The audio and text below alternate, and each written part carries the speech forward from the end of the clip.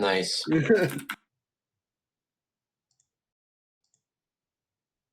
You'll have to make sure you line it up with your crop, by the way. Every time you scroll through Discord, it's going to move.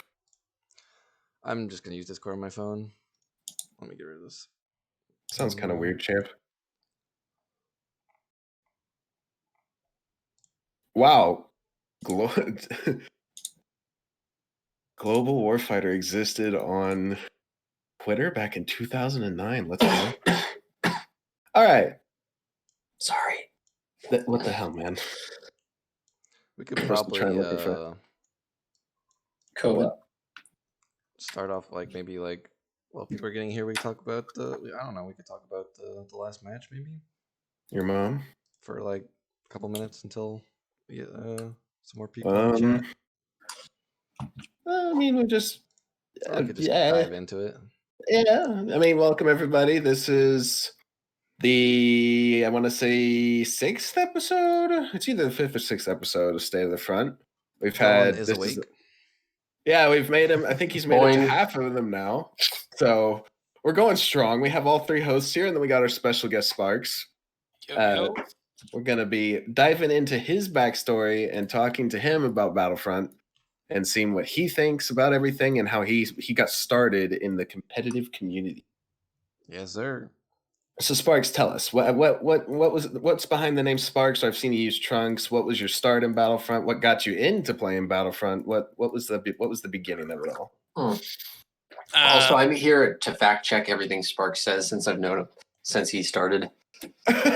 Should we get Venom here too? No, yeah, we probably should.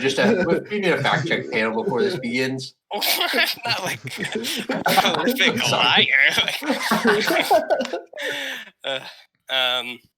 So yeah, Sparks was the first name that I used. I remember I was very into Pokemon. Probably I was 10 at the time.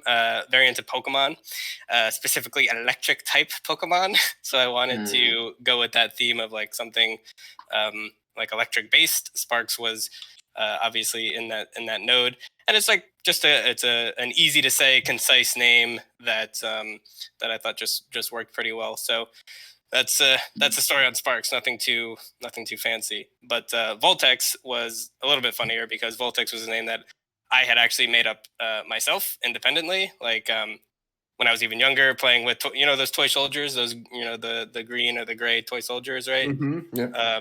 There was this one figure that was unique, and I called him General Voltex. That's a name that I just my 5-year-old brain made up. So I made that up, and I remember being so surprised when I went to go sign up for League in season 2. So it wasn't even that late into League starting, and the name was taken when I went to go take it. I was like, "What? I made that up myself. How on earth is this taken?" But I guess it wasn't as unique as I thought it was. But Voltex I made up. And then Trunks, I just basically just got done watching Dragon Ball Z and was super into it. And I named it after my favorite character at the time, who actually probably still is my favorite character. But I only use Trunks for MM. The other one, like Voltex and Sparks, I used for a lot of other different clans. But Trunks is unique to MM. So, yeah. So why Battlefront of all games as an 11-year-old? What makes you want to play it? I was always into Star Wars in general. I wasn't the only game that I had played before Star Wars was RuneScape actually, and I liked RuneScape, but obviously it's not a first-person shooter. It's not particularly action-packed for those who know what old school RuneScape was like. So just looking for kind of a new experience, I guess. And so I got the game in 2005, right when it came out, and started playing single player.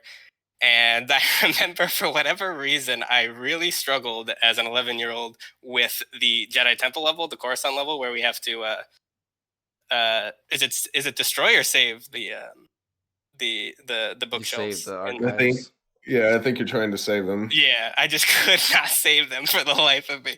They were destroyed every time, and I remember getting pretty frustrated with it. So I put the game aside for maybe a month, and then I came back to it, and then I was able to get over that hump, whatever that hump was for me. And so I was able to do that, and then I moved on to just to do the galactic conquests and the rest of the campaigns and instant action and whatnot. And then once I felt that I had gotten my fill of single player, I still was really enjoying the game, and so I decided that I should try out multiplayer and see what it was like. So, what was the introduction to multiplayer like? Did you? What was the first clan? What got you started in multiplayer?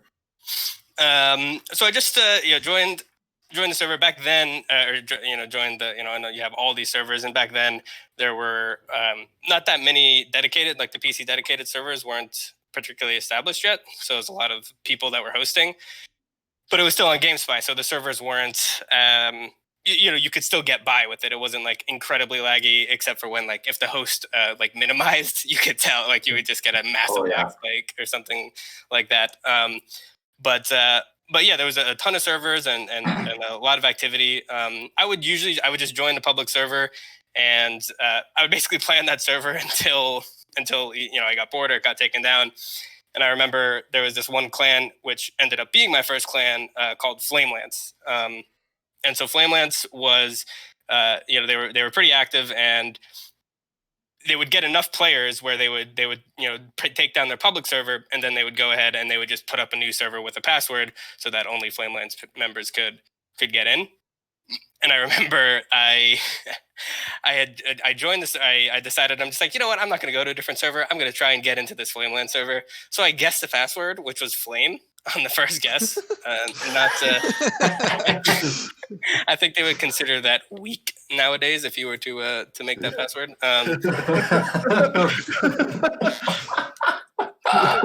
But yeah, so got in, and the leader of Flamelance's name was Sasuke.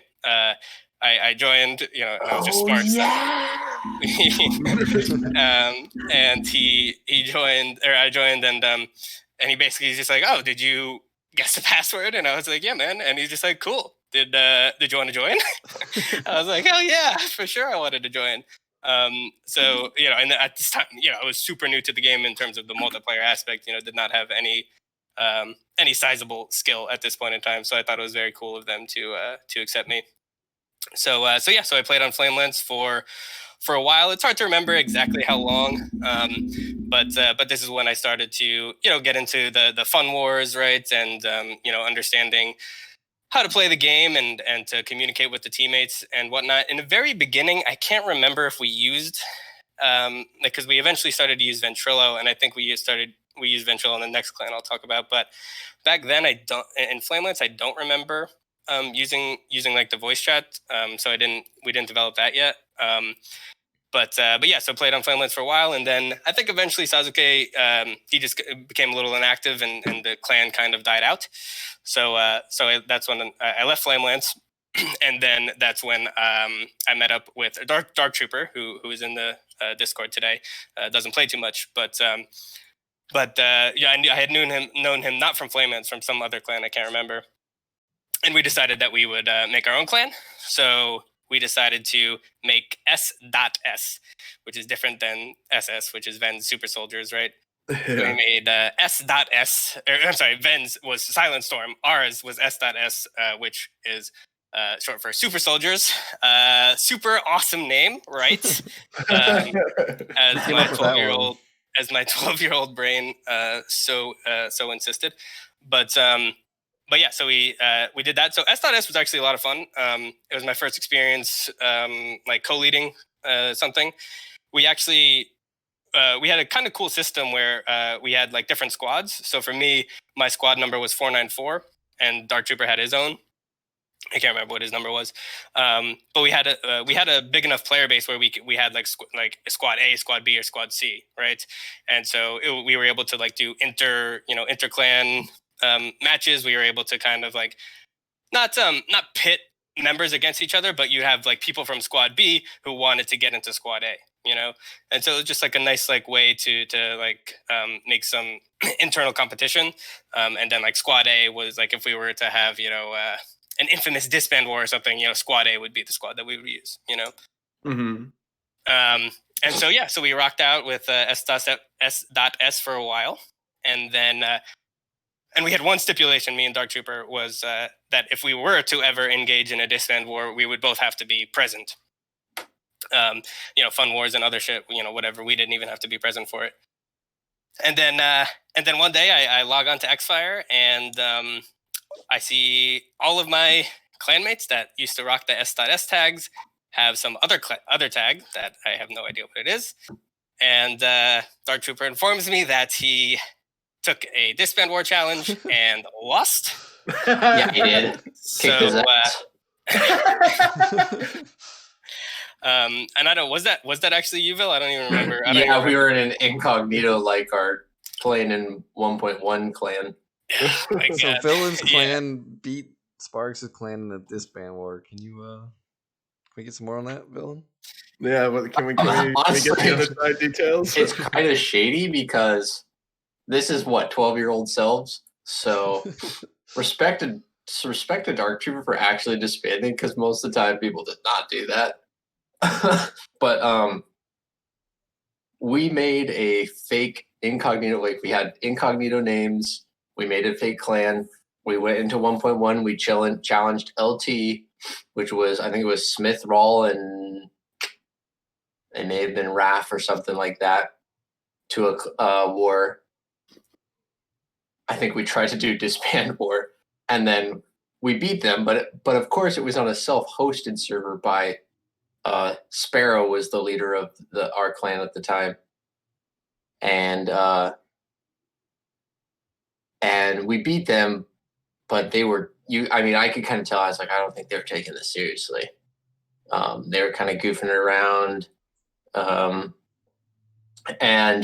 but we still were, high and mighty. We came back to 1.0.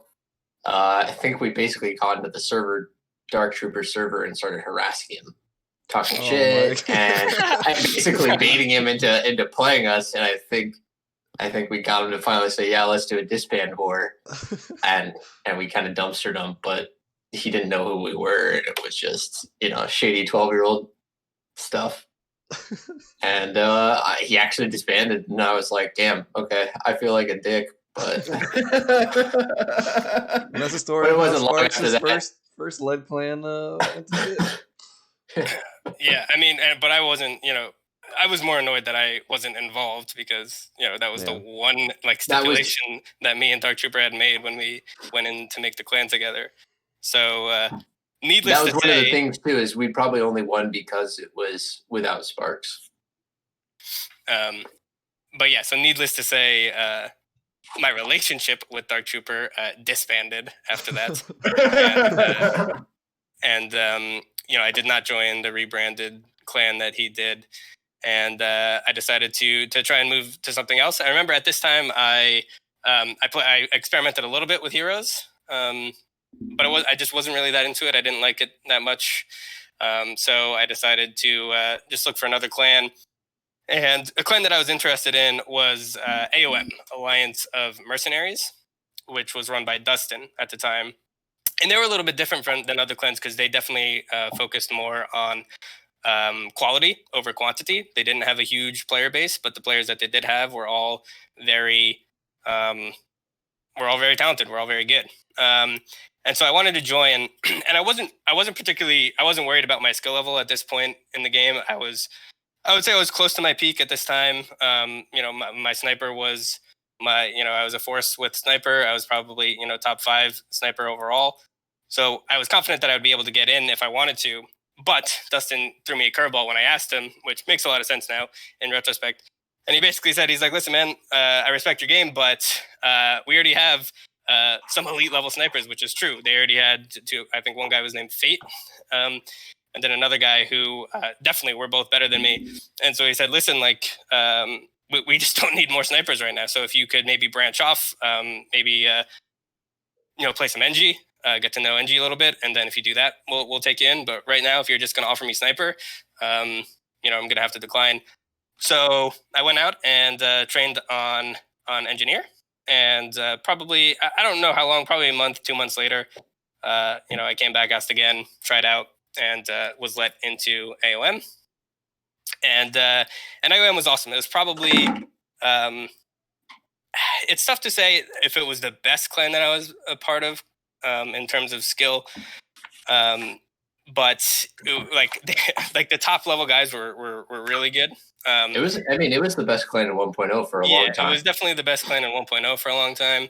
And it was a lot of fun. And I have to say, Dustin, shout out to him, was probably the most unique player that I've ever played with, because he not only was he a good fragger, but he was the one of the guys that really was the first one to just focus on communication and coordination, right? Yeah. So I think of him as like an in-game shot caller, like like Sean Garris in CS:GO in the old days, or even like High on C9 in League the old days, right?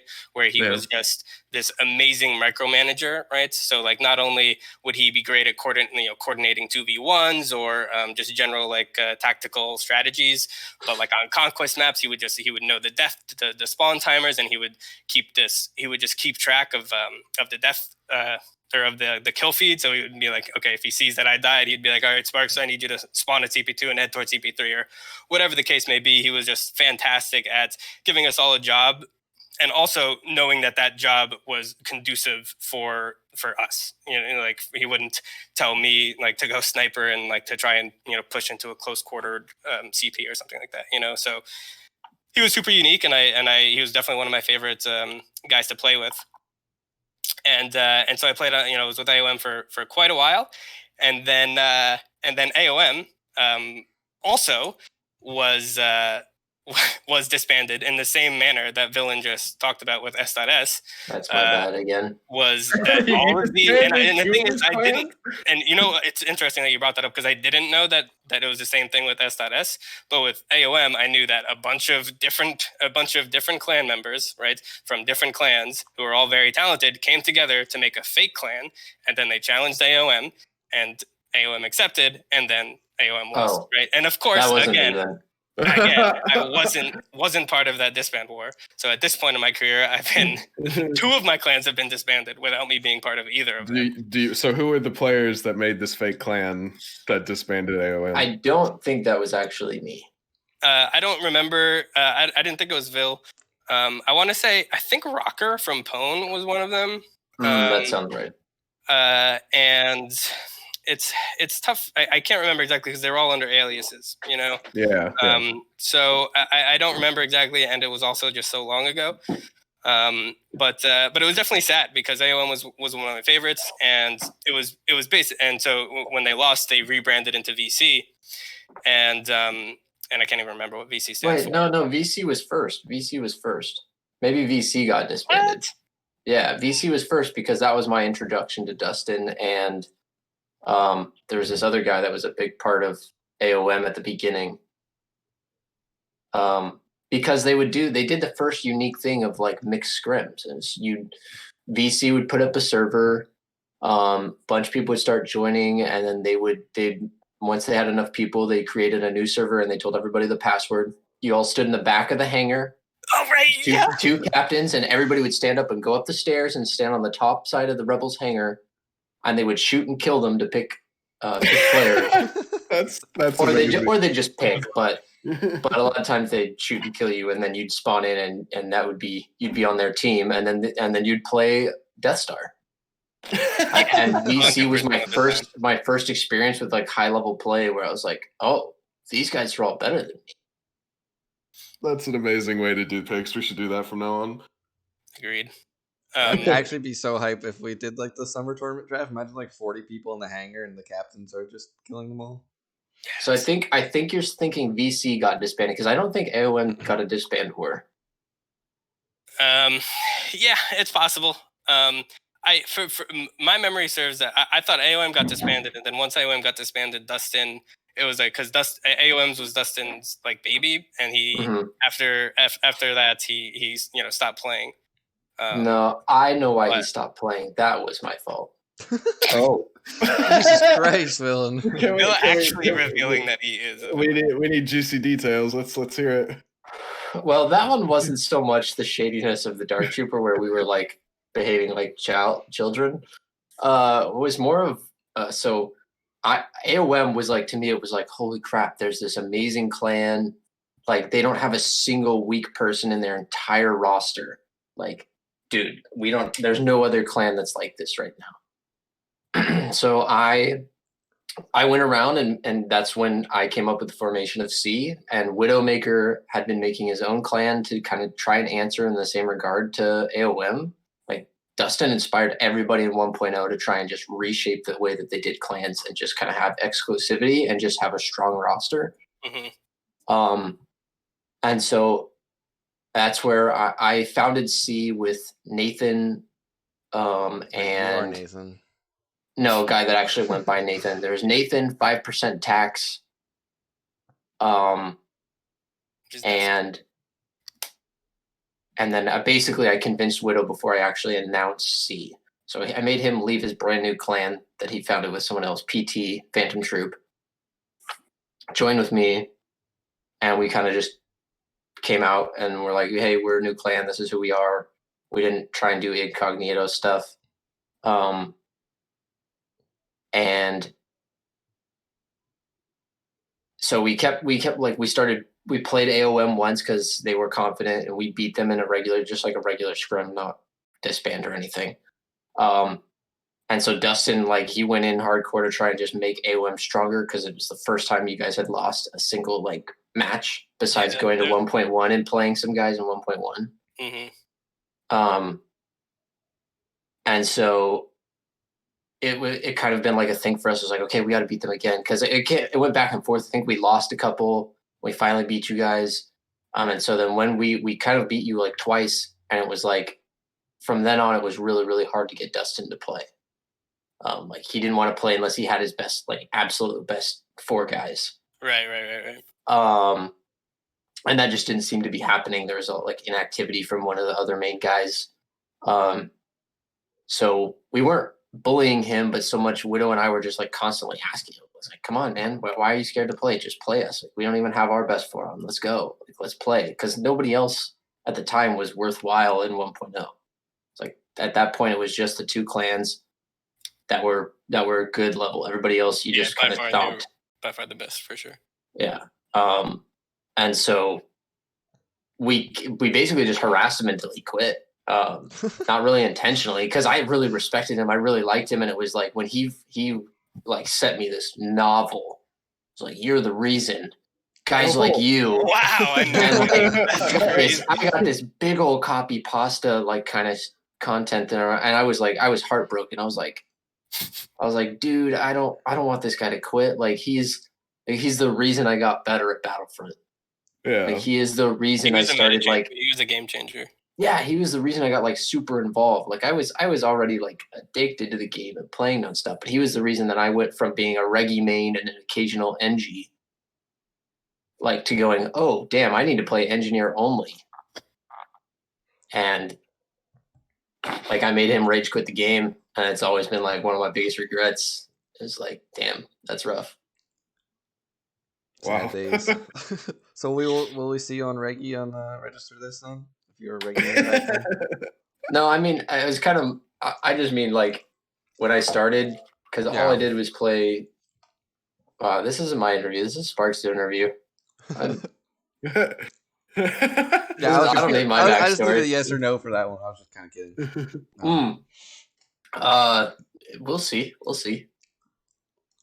It'll be exciting. All right. Actually, one thing I wanted to. Okay, go ahead. You guys have mentioned 1.1 a lot. What was your kind of first like? What did you think of 1.1 at that time, Sparks? Like specifically at that time. So when 1.1 came out, I want to say it was S.S was when it came out. Mm-hmm. And I remember having a conversation with our clan about whether we wanted to move or not. And I think we agreed to stay in 1.0 because at the time the activity level was still super high. In 1.0, we knew that if we did switch to 1.1, we wouldn't be taking everyone with us because some people just liked 1.1 or 1.0 and they were comfortable with it. So we didn't really see the need to move to 1.1 right away because we were satisfied with where we were at. So we didn't like think that it was like this weird taboo thing. We were okay with staying in 1.0 until further notice, I guess. So, but that's when after AOM, after Dustin stops playing, AOM, becomes a little inactive or whatever. And so at the same time, this is when I was heading into high school, and I actually went to a boarding school, so I lived away from home, so I didn't really have access to like particularly great internet when I was at school. So I wasn't, I didn't play. I would only play, on break and stuff, and usually there were short breaks, so I would just like join a pub server and whatever. And then finally, I think probably during a spring or a spring break or a summer break, where I had a longer period of time, I came back and decided to join 1.1 at that time, because at that point, a lot of the people that I knew from 1.0 had moved to 1.1, and 1.0 by this time. And again, it's tough for me to say exactly. I want to say maybe 2008, maybe 2009, something like that, where most everyone had gone to 1.1. Yeah. So I went to 1.1 and reunited with Dark Trooper. Time had passed, the wounds had healed, and we decided to go in again and make a new clan in 1.1. Again, under the stipulation of no disband wars without me present. So we went into 1.1. We made E Executors, another fantastic name, and that was when 1.1 was interesting because it was definitely my first introduction to the dominance of European players. We had this one guy on our own whose name was Piru, Piru, who was just an absolute beast on every class, on every server. He was just amazing, and we were able to, he was good. We clashed with C a lot on GWL. We never won, unfortunately, and WoW had that tweet, which I didn't even realize. Like, I didn't even realize that they had a Twitter back then. But that 3v3 in the questions for Sparks, he has that tweet from 2009. Yeah, from 2009, which blows my mind. I never would have guessed that they had a Twitter at that time. Oh my God. But I probably, to answer your question, Rao, it was probably me, Dark Trooper, and Peru, and we probably went up against Widow, Plo Koon, and Vil and lost. Something like that. But we were competitive. C was definitely our main adversary. It was very rare for us to beat them, which was frustrating. But that's just the way that's the way it goes. Been like a top 2 NA, if you will, on at least on GWL ladder would probably be pretty sweet. Yeah, and we were good and we were competitive and it was a lot of fun. But it was definitely frustrating because on AOM I was used to being the best, and then just constantly being beat in 1.1 was a little demoralizing. But that's the way the game goes. You can't always be the best, right? We played E for I was in E for a bit, and then after that, Dark Trooper had real life stuff. At this point in time, we're growing up. We're probably maybe it's probably by senior year in high school or something like that. So he was starting to get a job. He had a girlfriend, so he just had real life came at him, and he wasn't really active anymore. And I, at that point in time, had other stuff going on, and I didn't want the full responsibility of running a whole clan on my own. So I kind of laid E to rest. And a little bit after is when I joined MM. And that's where, I really got to know Ven. Obviously, I had known Ven since basically, day one of 1.0 because he was on Silent Storm. But we were never particularly close because we were never in the same clan. Actually, he was in AOM. I just didn't know he was in AOM at the time. It was an alias, and he probably was in other. He was in other clans as aliases. Oh yeah, he's all the time. Yeah, that's actually not to sidetrack too much, but that's kind of an interesting question. Did 1.0 allow multi-clanning? Or was that a thing? No, definitely not. You were supposed to be in one clan and one clan only.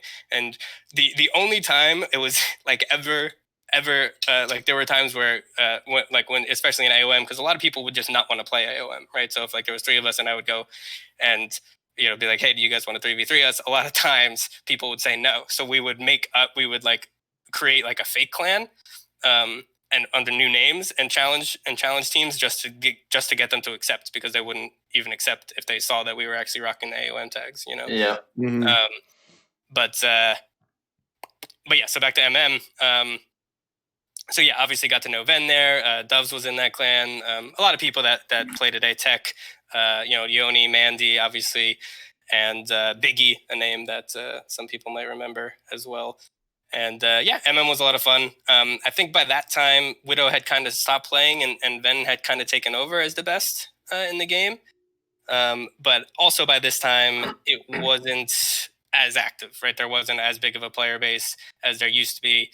And so it wasn't quite as not quite as impressive because there wasn't that, you know, the competition was lessened.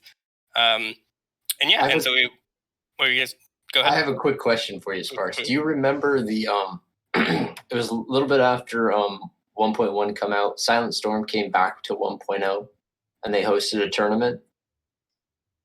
It was like a weekend tournament and it was TK on, and it was the first tournament in 1.0 that there was TK on. Because we had all, I don't know if you remember, but it was TK off on all stuff. Mm-hmm. It's like debt rushing was horrible. It was rampant. My God, it was awful. Mine rushing, like Rocket was viable because you just mine rush people. That was the biggest reason that we moved to TK on. Yeah, but I don't think it was I don't know if you remember that, but Silent Storm came back and hosted that tournament. That was like the first push. I don't know if that was before. It may have been before AOM. That kind of caused that transition, but I don't remember that specifically. I do, and this is kind of an epic story. I forgot to bring this up with S.S. And I don't know if you'll remember this, Phil. But so on S.S, there was some issue that had come up with this one guy, and his name was Sith. That was the player's name. And he joined our clan. He joined S.S. And then a few days later, like me and Dark Trooper started getting harassed. Like it's like saying that why do you have Sith on your why did you accept Sith into your clan, yada yada. And so it's like there was obviously some bitter history between these people, and these guys like declared war on us. like okay, oh wow, and like over this dude named Sith, and we're like, what is going on? And so they challenged us to a disband war, right? But not a conventional disband war. They're like, you guys get all of your allies, and we'll get all of our allies, and we're all just gonna populate a huge server. And we literally ended up with a Death Star 30-on-30 PC hosted match. Literally. Oh my God. That would have been wild. Like actual 30v30, because 64 was the cap back then. It was just absolute insanity, just super laggy. And because of that, we didn't I don't even remember who actually won or whatnot, but we decided that it was. I don't think anybody won on 30v30 Death Star. Everybody lost. You're right. But yeah, that was a crazy thing that would never happen. Could you imagine trying to push into cover? All right, we got 15 down. There's 30 people in conference. They had like a literal minefield between by banana, to get into the one sticky nade's like 7 kills.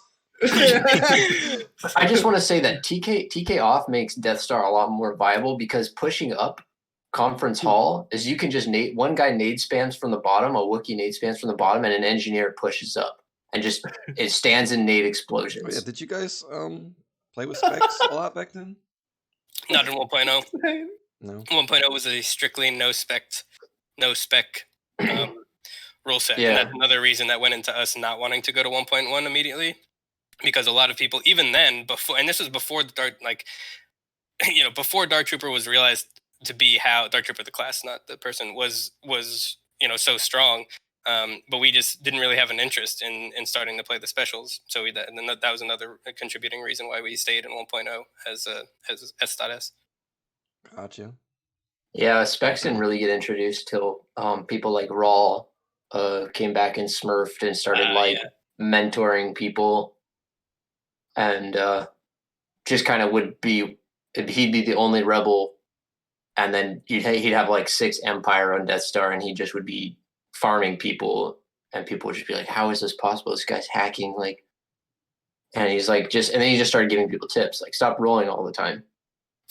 Because that was in 1.0, you just spammed your alt key. Roll, roll, roll, roll. And now it's like you roll a lot, it's super punishable. It's not alt, it's you. Huh? 32 versus 32 Death Star, and you just see a bunch of people rolling across the map. yeah. People didn't sprint in 1.0. It was roll only. Nobody zoomed, right? Lucas just said 1.0 no zoom. Oh, Nobody no, ever people zoomed still on Sniper? zoomed. For whatever reason, there'd be like Det Noob and Zoomer Noob, and but Zoomer was coined before it became a thing. I forgot about that. Yeah, people would trash you for zoom. Scope noob. Yeah, scoping in. Yeah, it's too funny. But yeah, so MM, and then we just kind of started to just drift away from Battlefront, and this is also the time when me and Ben were going into college, and we also got into League of Legends, and we basically switched over to League as our main game and played League with his IRL friends, and that's when I got to really know Ben and became super close with him, was when we were playing League. And we did that for a while, probably 4 or 5 years, not even like looking back and touching Battlefront. And then finally, I think it was 2 years ago, it was the winter tournaments where I was on Fusion Others with Sev.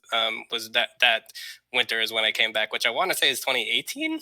The winter tournament was 2019, I think. Well, no, it was 2018. Because we had the summer tournament in 2018, and then there was a winter tournament in 2019. Yeah, a real winter tournament. Yeah. And so I came back then. Then at this point in time, we had kind of gotten over. We weren't playing League anymore. I was I was back home doing schoolwork, and Ben was like, hey man, like there's a Battlefront is alive and kicking. Like you should check out this community. He gave me the Discord, and I've been here in the BCL ever since. Back then it was Vorpal. Wait, how long? Yeah, you're right. It was Vorpal. Yeah, you're right. How long of a break was it that you took? Between MM and now, I think it's got to be 4+ years. It's hard to remember the exact timelines, but I do remember I was going into college at the time, and we were playing League, and we started out with League Season 2,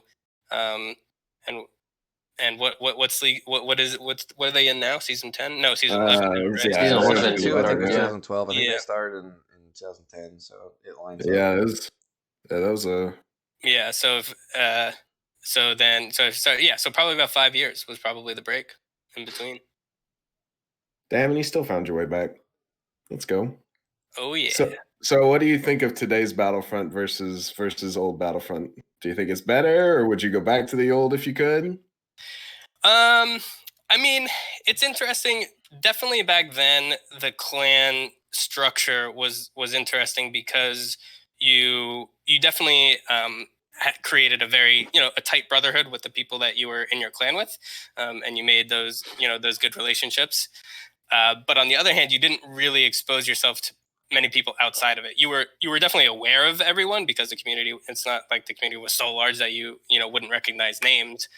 If someone starts to kill me consistently on a public server and I didn't recognize the name, I'd be like, "Whose Smurf is this?" Right? But the clan system worked back then because of the player base, right, and how much they had. But nowadays, with we have less players, obviously. But it's interesting because I remember when me and Ben started to play League, and we were getting into League, and this was towards still the beginning of esports, right? And like now, X amount of years later, esports is pretty big, but back then it wasn't that big, and it was we were just starting getting into it, and the LCS was just starting up, right? And we're like, man, this is so cool. And I remember me and Ben always talked about, wouldn't it have been awesome if back in the day when we were playing Battlefronts, we had like this kind of an esports scene, because obviously at the time we were both very good, and it would have been a lot of fun for us. Yeah. And then I come back 2 years later, and I realized that that's what we basically got here, is our own grassroots esports thing going, which I think is awesome in and of its own right. And it just shows, I think it's like a cool adaptability, right? Where we started from this clan system, but we've moved on to this community system. And I think it works just as well, if not better, in this age of Twitch and online viewership. Nice. Okay. Let me see what else. So I guess we can just jump into the questions everybody has for you, and then we can talk about stuff after that. The very first question. A little over. Oh no, we've got never mind. It's 3:30. I was thinking it was 3. Calm down. We're pretty good on time. Yeah, you're fine. What is the story behind you using first-person sniping? So there's not. So I just would play in first person. And that's how I played when I played in single player, and that's how I played in multiplayer. And again, it worked for me.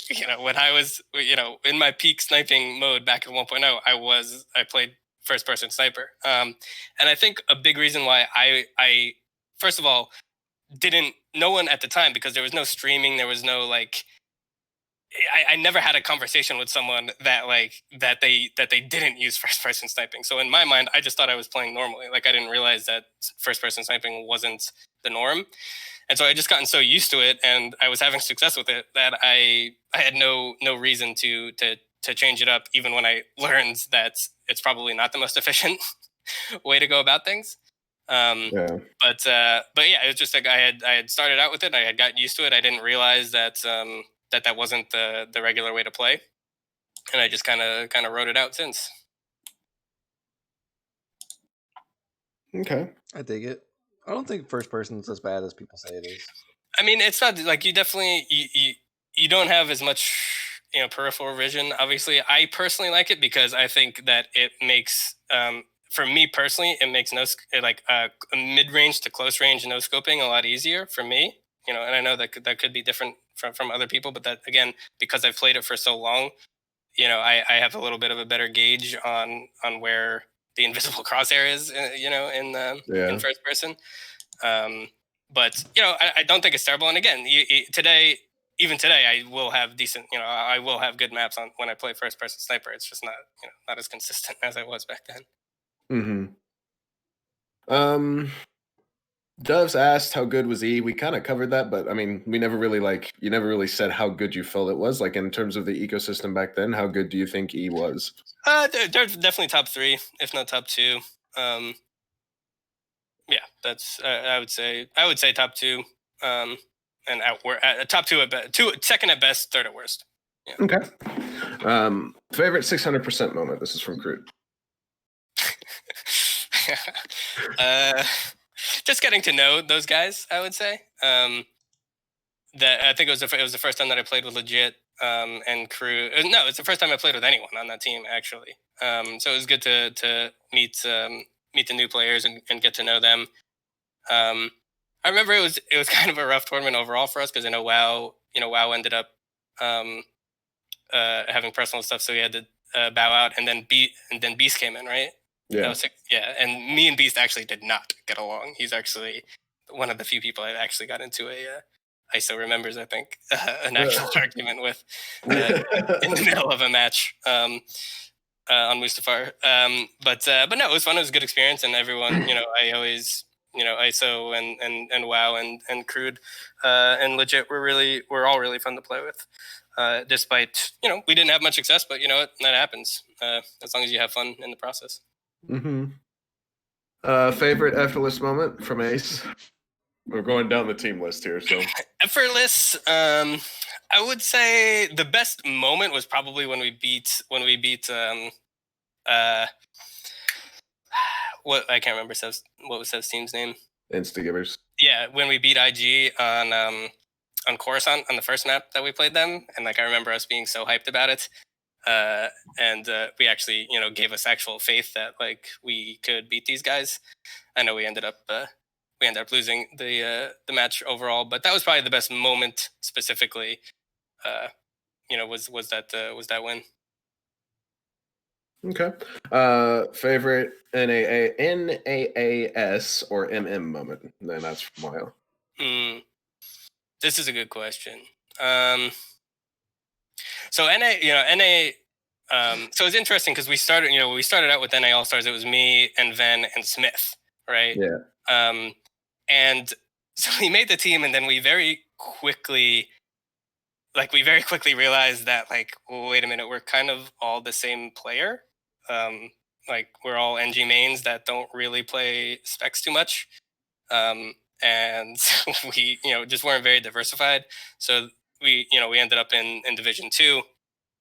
But once Smith had some personal stuff come up, and we were able to take on YO, which was great because he would diversify us a bit, right? He could a little bit, he could play sniper, he can definitely play Wookiee. He's not a big Darky player, but definitely was able to make it easier for us to be more flexible. And so our goal at the end of that season was to win, was to get to D1, which we did. That was awesome.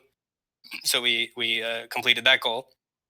And then once we were in the offseason, this past offseason, going into, we knew we were going to be in D1, we wanted to, we wanted to definitely pick up a fourth person just to add to scheduling flexibility. And then we would have loved to have picked someone who was an upgrade, right? Because now we're yeah, unfortunately. But, we wanted an upgrade because we knew we were going into D1 and it was going to be harder competition. And I remember, we talked about, options of what we wanted teams to be, or players that would be good fits for us. And then Doves became the free agent, right? Which, we didn't expect initially. And so obviously I, contacted him and offered him a spot. I didn't think that he was actually I didn't think he was going to accept. Not because obviously he has good relationships with all of us, but I thought that in my mind, I was actually thinking that that Vorpal was gonna have to restructure their lineup because I didn't think Bugsy or Bomber were going to be playing again. So I figured it would be Sev Bester, and he would be looking for a third. And I thought that Doves was just, would have been a good option for Doves to join there, and that would have been a very strong team. So I didn't actually expect Doves to join, but when he did, awesome. Obviously, pretty much best case scenario for us. Upgrade, our weakest player for our strongest player. Obviously. Diversifies us with specials and with sniper, and yeah, we were thrilled. We were checking out and as we were looking at the teams that were signing up, they were all competitive and good teams, but there were none that we were like, oh man, we can't we can't beat these guys. Yeah. But in the back of our minds, we're thinking, okay, Sev still needs to make his team, and we know that that's going to be probably our biggest challenge. And I was like, we were thinking about who could it be? I was thinking like, oh, maybe R-Dubs, because, I don't know how he was with BB. I didn't know what their status would be. I thought maybe WoW. I didn't know what his status was with Idiot as options. And then when they picked up, Clone, we didn't expect, right? Because Clone had just recently retired, right? That's why Doves was a free agent in the first place. Yeah. So yeah, that's my bad. I made Clone come back. Wait, hang on. That's not what you're supposed to do, Villain. You're supposed to make leagues. Yeah. I keep scuffing things, man. You either die a villain or you live long enough to see yourself become the hero. And that's what you are, Villain. You're a hero. All right. And so we were trying to figure out who it would be, right? And so we see that it's Clone. It's like, oh man, and I'm sure, like, if I was Doves, I'd be annoyed because it's just like, they should have just, if Legit was leaving, then they should have just had, Sev and Bester combined with Clone and Doves, and, you'd have a good, squad there. But yeah, so Clone joined, and still, even with Clone, like Clone, Sev, and Bester, we thought, it was doable, it was beatable, we could do it. And then the other player who I didn't even consider as an option, especially because it was right after Effortless, and so much of our goal on Effortless was to beat Sev's team. I didn't even consider like Slender joining Sev. So when Slender joined Sev's team, traitor, the win kind of got taken out of our sails, and we realized that we'd be competing for second place. But in terms of the best specific moments, I would say that for me, it was probably the semifinal versus Moyne, because it was just such like an epic match going back and forth. And getting the W was awesome. And finishing second was our goal going into it. And when you look back from where we started, right, as NA All-Stars, as in D2, and to finishing second place in D1 the next season, couldn't ask for too much more of a successful 2 seasons. So yeah, that's a pretty nasty upward trajectory. So yeah, the that semifinal from 2 weeks ago, 2 weekends ago, was probably the best moment so far. Crude asked, with third-person sniper being the standard, everything about making the switch from first, you kind of touched on that. I think you would stick to first, right? At this point in time, I probably will just stick to first, even though I probably should, at least experiment with third and try and get used to third. But it would probably take a little bit more motivation than I currently have. So I'm probably just going to stick with first person for now. Yeah. Branching off of that question, Crude has another one. What's your opinion on changing metas in the game? Do you think about adaptation to new strategies or just staying with your strengths? I think it's definitely important to adapt. I think the biggest changing meta, because again, NG has always been strong and Sniper has always been strong. But the biggest change of meta for me was definitely going from 1.0 to 1.1, where where specs are used. And everyone knows my opinion on Dark Troopers. I think they're broken, but you got to roll with it, right? And I play Dark Trooper. I'm not an amazing Dark Trooper by any chance, but there are just like certain times where it's just overwhelmingly the best option to play that class because of how much distance that they cover, their ability to take down Wookiees if it's a close quarter map, right? So I definitely think it's important to adapt, and that's why I would say that I would consider, I wouldn't be super stubborn in staying in first person, and I'm not going to claim that it's the best. It probably would be better for me to adapt into third person and make those changes. So I definitely think it's important to adapt to the new strategies.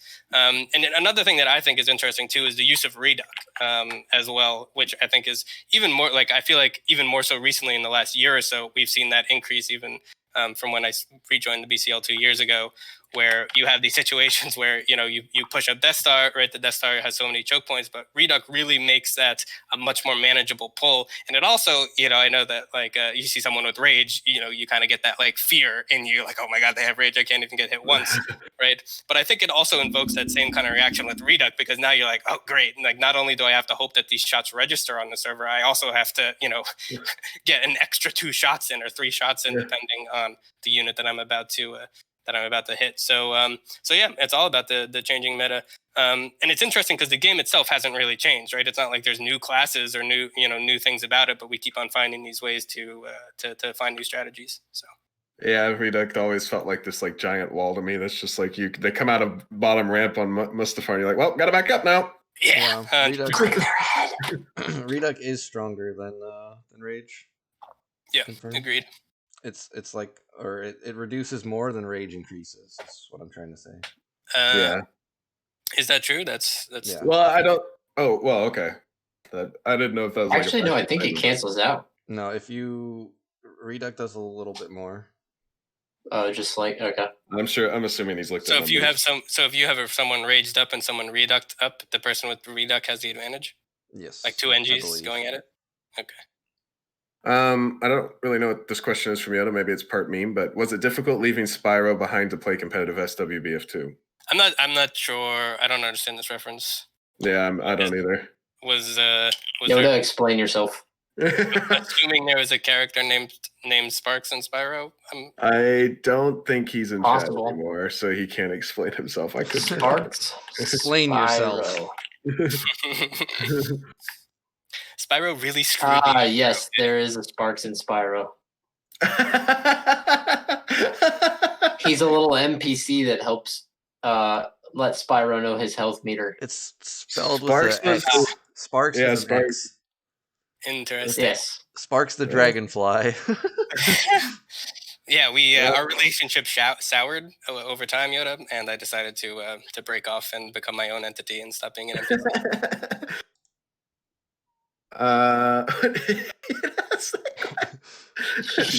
Sean's in chat. How long have you and Vin known each other?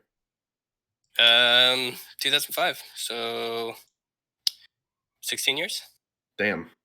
That's a lasting relationship. That's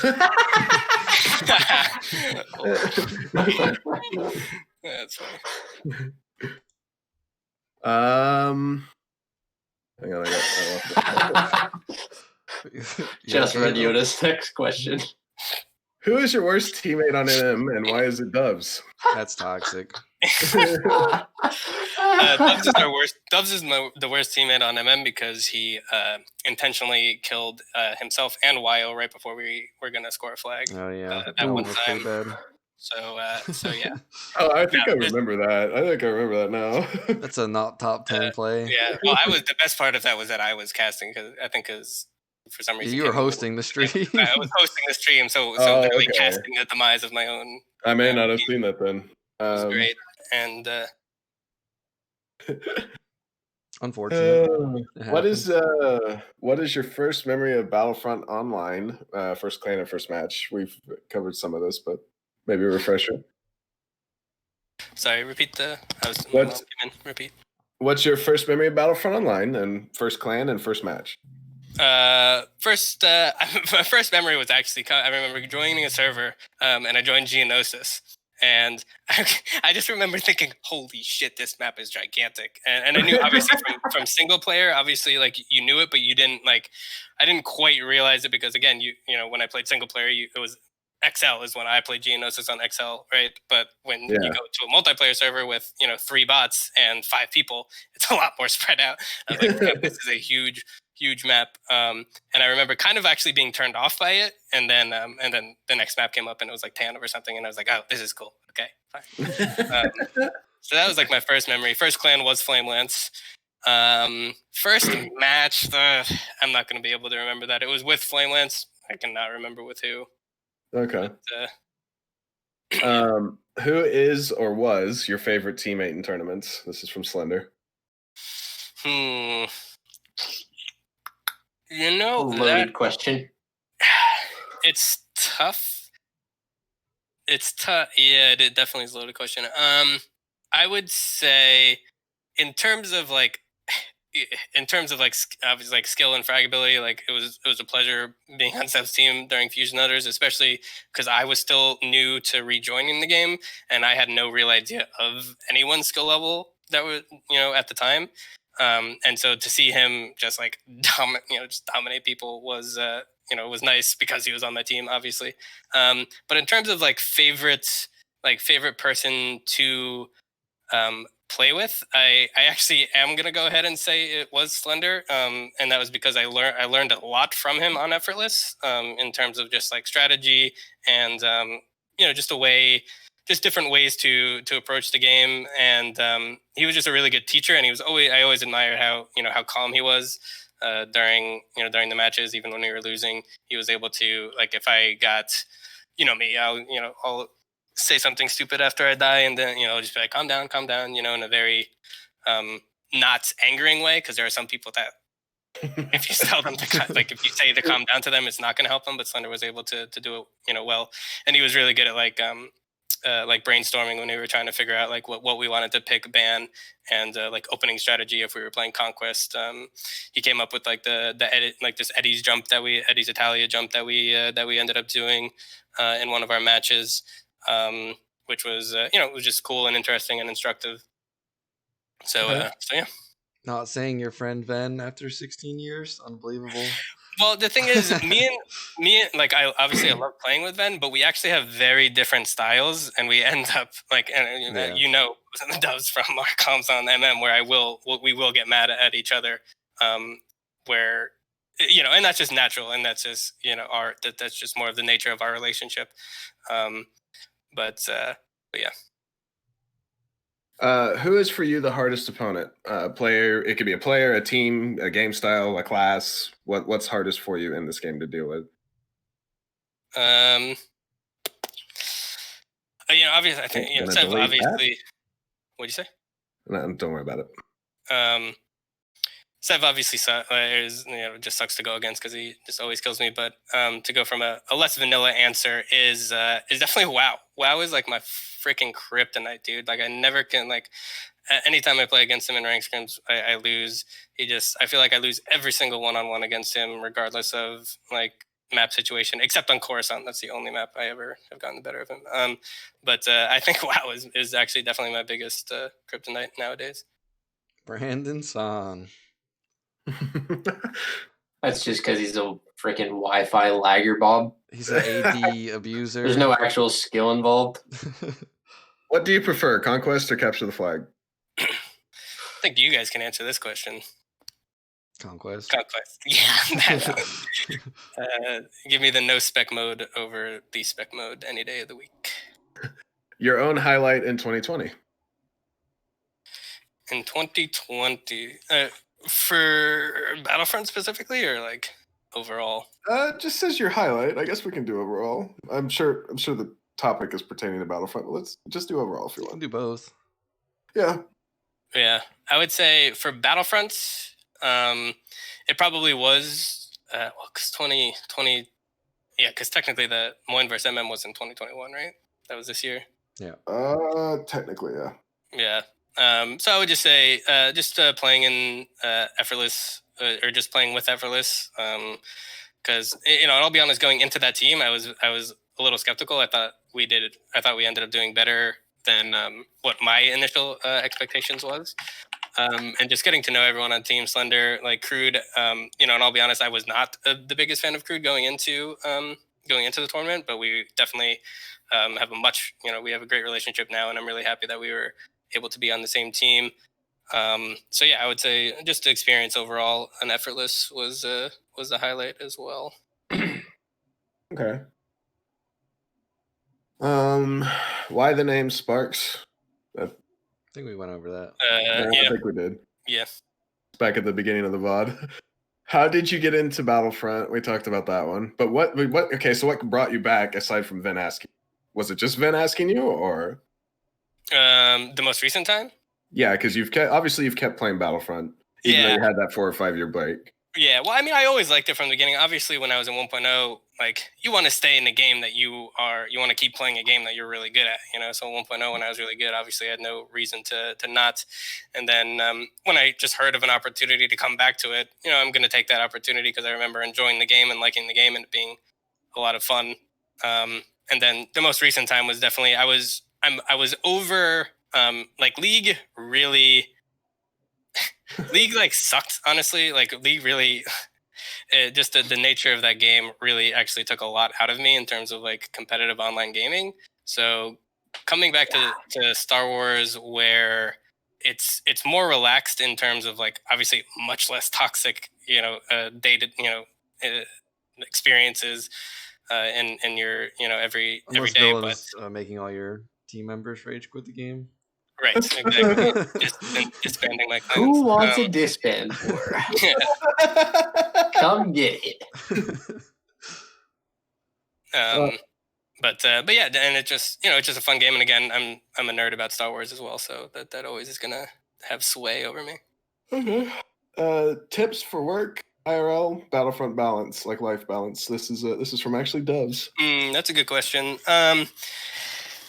It is interesting because, when I did, when I was at high school and I was living away from home, it was I only was able to play during breaks. And I actually think that was a good, balance because literally not having access to it, I couldn't play. I'm sure if I did have access to it, I probably would, and it probably would have eaten into my, my work life or my social life, right?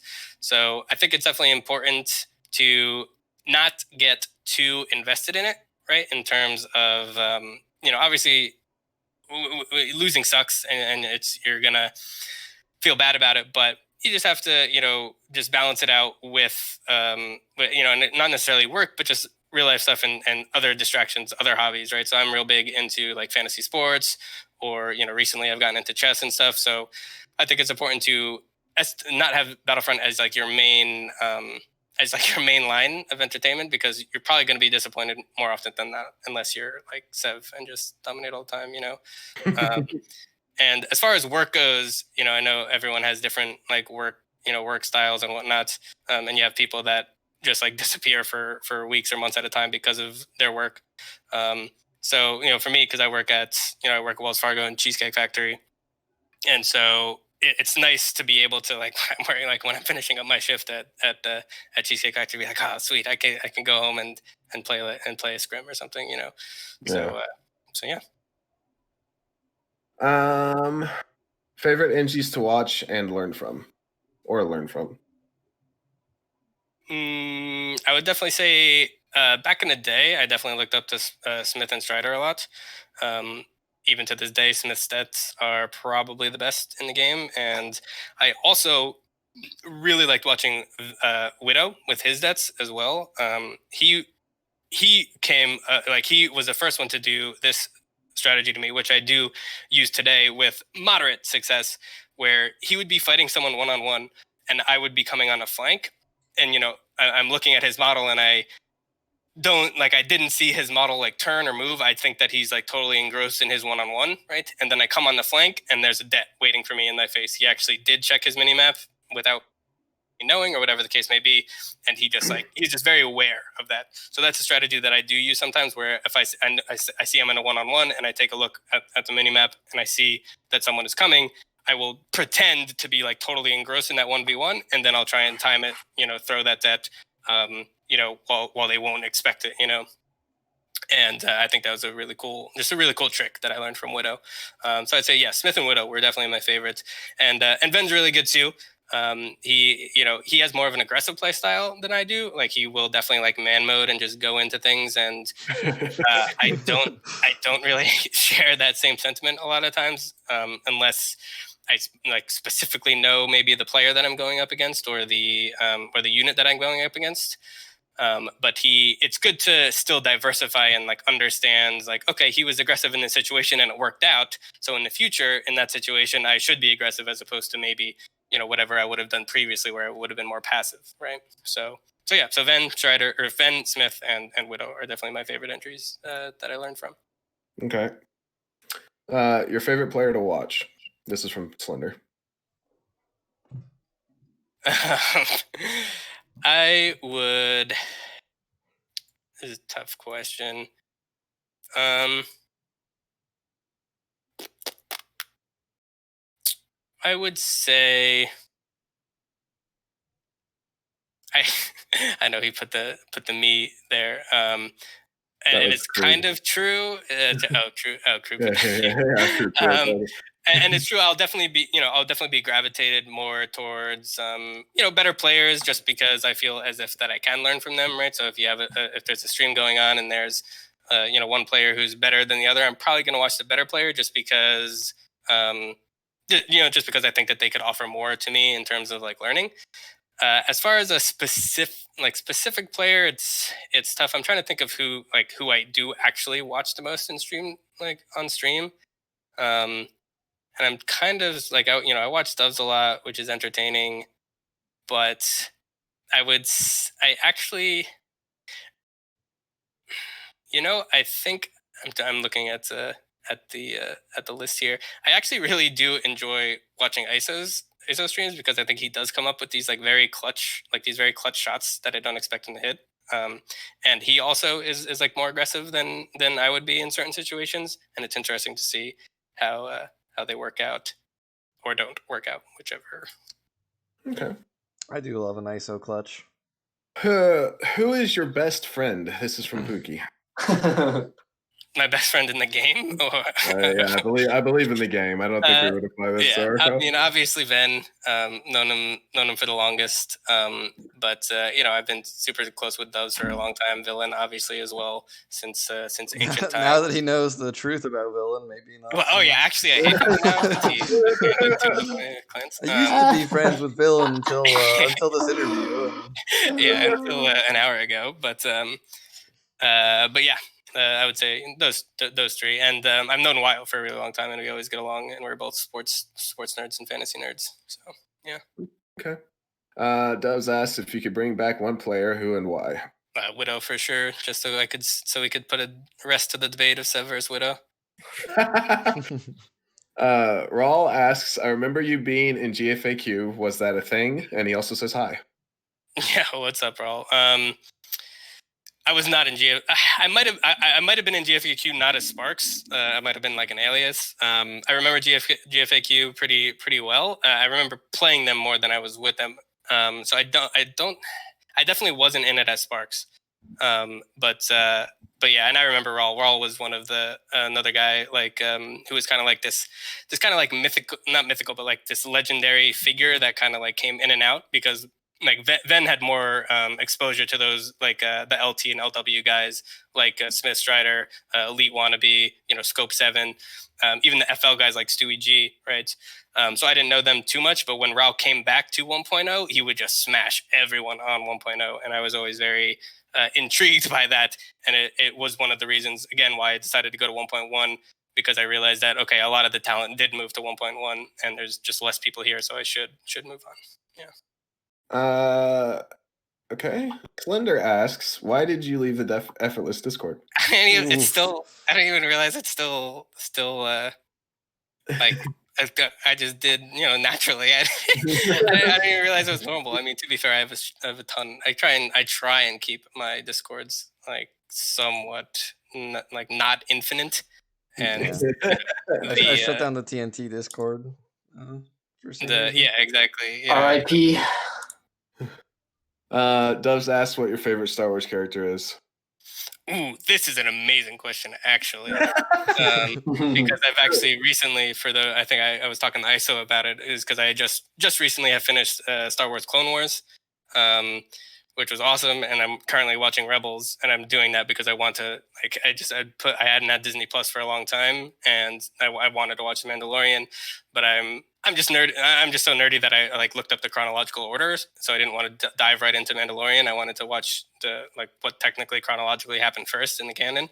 Yeah, so I've been watching that, and so the thing with Clone Wars, I really liked how they expanded upon like certain Jedi, right? So I think actually my favorite character might be Kit Fisto, who is one of the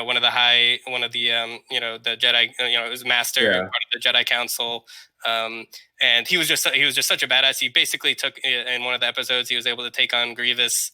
Basically, he would have beaten Grievous, but Grievous, is a coward, and brought in his Magna Guards to help him defend, and so Fisto had to peace out. But I think he's really strong. I love his accent. He has like the Jamaican Rastafarian accent, which is dope. And I just think his character model is really cool with the the tentacles and shit. And I like that he's amphibious. Like, he can just go underwater and be a badass as well as on land.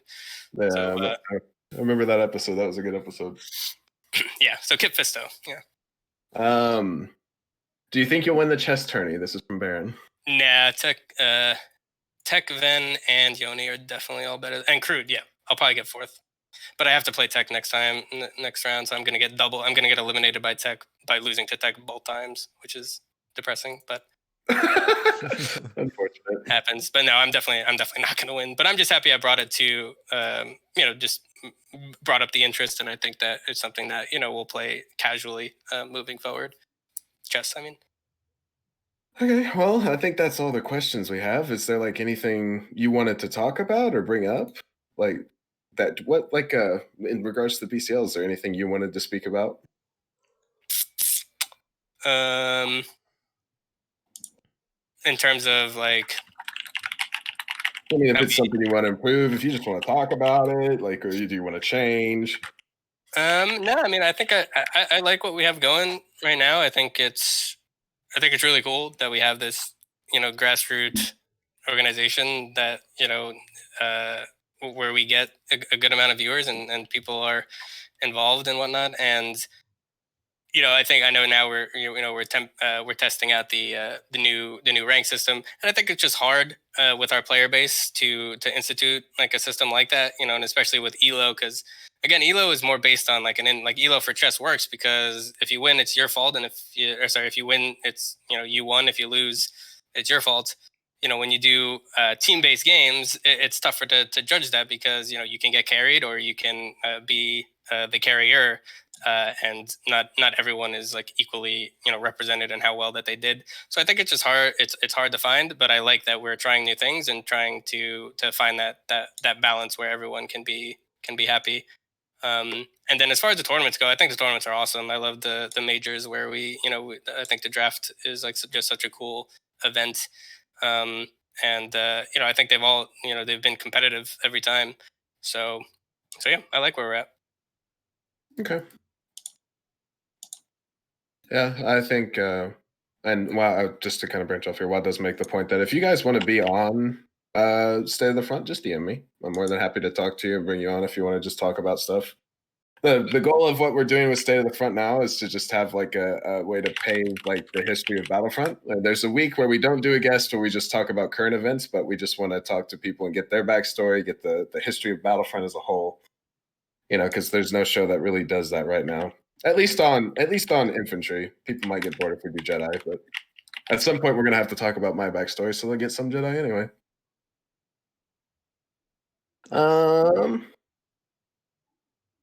Let's see, what else can we possibly talk? I guess we can talk about current events. So we got the 3v3 relegations have started. The first one was Hot Soup versus Highness. I think it kind of went to everybody's expectation. Don't think anybody was super surprised. I think it was 10-3 in the end, right? Yeah, it was interesting to see how Hot Soup started off really hot, but then unfortunately their soup got cold, and yeah. I think the biggest enigma was everybody was surprised by the maps. Yeah, that was quite the shocker. But maybe next time they will not do that. If they get it next time.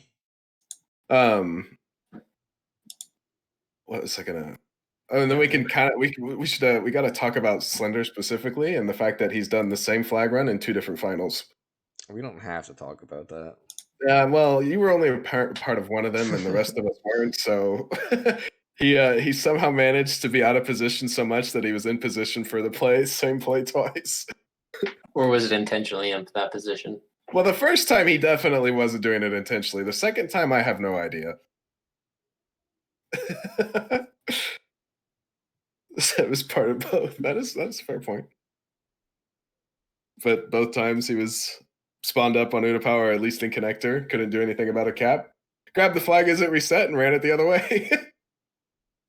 Yeah, I think sometimes one flag where the map's like, or the flag's like right in the middle. It's like on Tantive it can happen too, and just usually on Tantive you don't survive with all your members getting there. So yeah, but like in 3-on-3s that can happen more. I think what other like on Jabba's and Death Star the flag's way out, so you can't really run past people. But yeah, I think it's partly the way the map works, partly just a good play. Tell Clone that. Clone spawned CIS in a rank scrim, went all the way around on the flank through long, grabbed the flag, and actually capped because the other team had no idea what was going on. When? This was, I think, a week ago.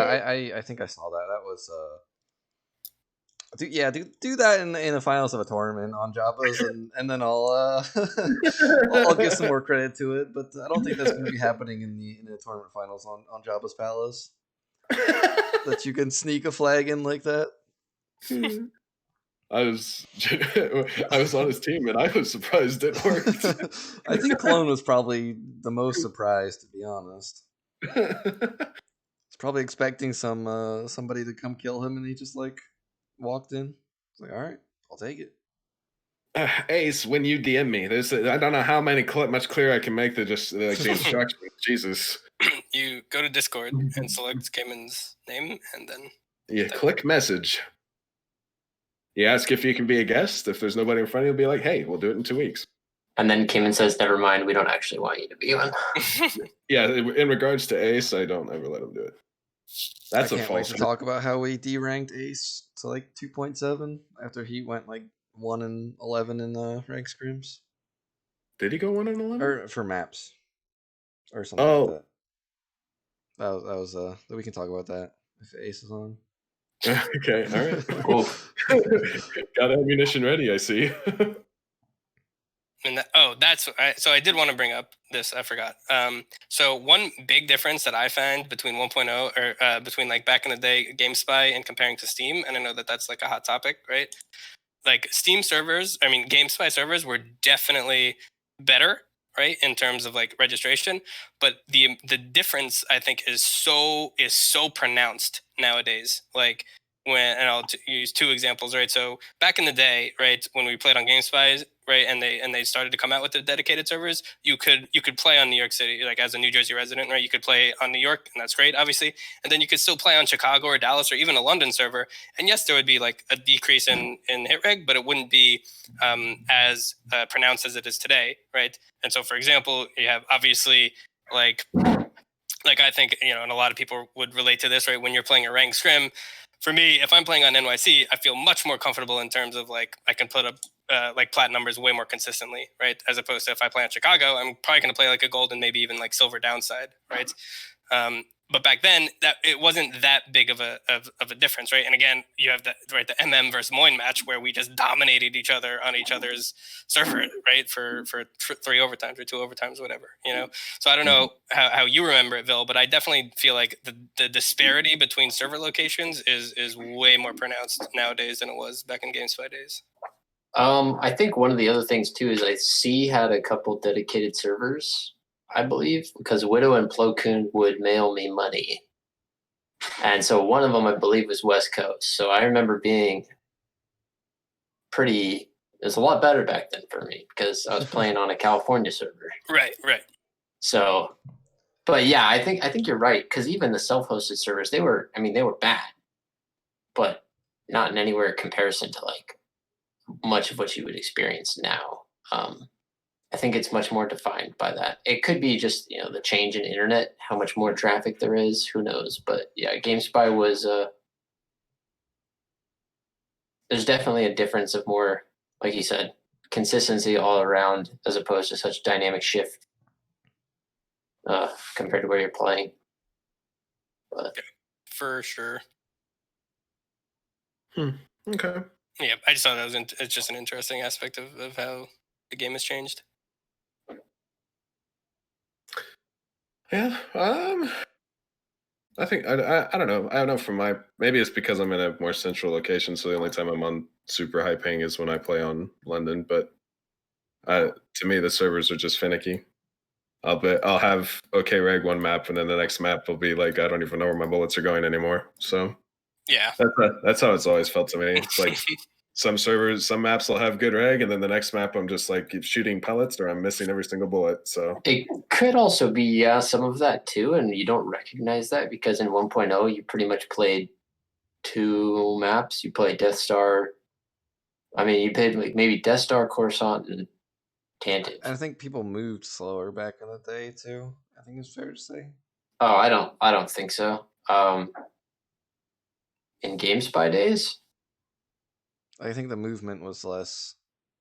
Like people. well, I don't think movement was a common thing, not, but I mean, I don't movement think as in like movement. I just mean like how people move around was slower, and so shots would register better. I think. I tend to disagree with that. I mean, all of C and Widow was kind of the inspiration of that, is like making sure we were constantly like 80-80 strafing, and except for Widow would do all 4. You could spam all WASD in a circle movement that was kind of random, and it was just pretty nuts. But I guess maybe it wasn't as widespread, the amount of button spam strafing, but yeah, I think there's always going to be like differing opinions on that type of thing, It's hard for me to say because I played on Wi-Fi that was on like the opposite corner on the opposite floor of my house. So it was upstairs in like the one corner, and I was downstairs on the other corner, and it was awful. It was just, and I also lived in the middle of the woods. So I had really shitty connection, and my microwave. Anytime someone in my house used my microwave, I would get like 1,000 ping easily. Sometimes it'd be like 2,000, 3,000, 5,000 even. Imagine a microwave. I think I hit 10,000 once, but yeah, it was back in the day. Wi-Fi got fucked up by the microwave. Imagine getting fucked over by a microwave, dude. I'd be trying to scrim, and then my parents would go to make some popcorn in the microwave, and I'd be done. I literally I just couldn't play. It was like actually unplayable. Yeah, WoW remembers. I would turn into a robot. I say, "Oh, I think someone in my house is using the microwave." I'd walk out to the kitchen, and sure enough, the worst part was because my parents would make rice in the microwave, so they would they put it in for like 10 minutes, and oh god, and then I think they would actually put it in for like 10 more minutes after that too. I think it was 2 sets of 10, and yeah, it was awful. If I was in the middle of a scrim and that happened, and they would not they'd not be like, no, I'll just stop it until you're done. It was just GG.